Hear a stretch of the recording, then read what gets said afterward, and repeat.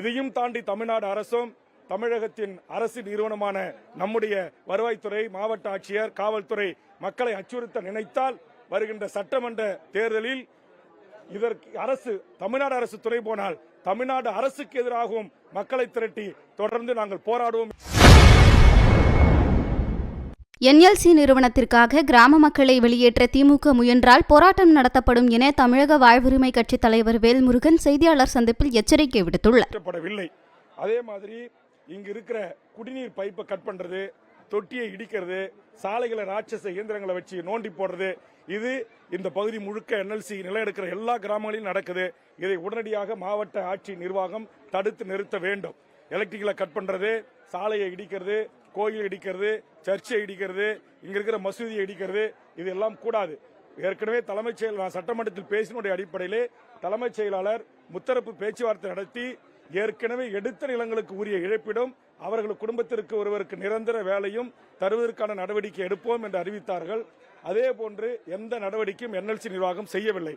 அதனால் மாவட்ட ஆட்சித்தலைவரோ வருவாய்த்துறையோ தமிழ்நாடு அரசோ என்எல்சிக்கு துணை போகக்கூடாது.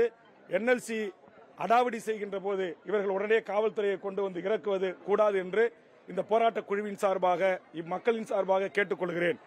மீறியும் அவர்கள் இந்த மக்களை அப்புறப்படுத்துவோம், வீடுகளை இடிப்போம், இங்க பாத்தீங்களா முப்போகம் விளைகின்ற விளைப்பயிர்களை அனைத்தும் காட்சிப்படுத்தி இங்க விளையாத பொருள்களே இல்லை.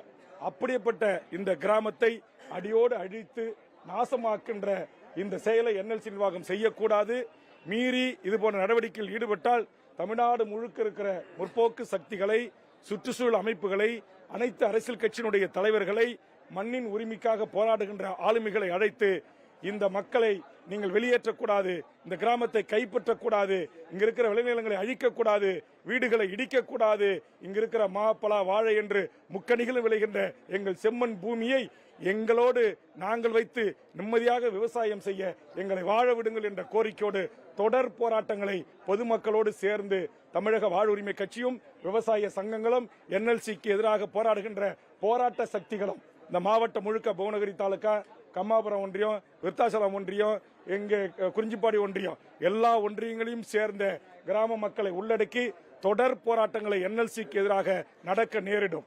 இதையும் தாண்டி தமிழ்நாடு அரசும் தமிழகத்தின் அரசு நிறுவனமான நம்முடைய வருவாய்த்துறை, மாவட்ட ஆட்சியர், காவல்துறை மக்களை அச்சுறுத்த நினைத்தால் வருகின்ற சட்டமன்ற தேர்தலில் இதற்கு தமிழ்நாடு அரசு துணை போனால் தமிழ்நாடு அரசுக்கு எதிராகவும் மக்களை திரட்டி தொடர்ந்து நாங்கள் போராடுவோம் என்பதை எச்சரிக்கையாக என்எல்சி நிர்வாகத்திற்கும் மாவட்ட நிர்வாகத்திற்கும் தெரிவித்துக் கொள்கிறோம்.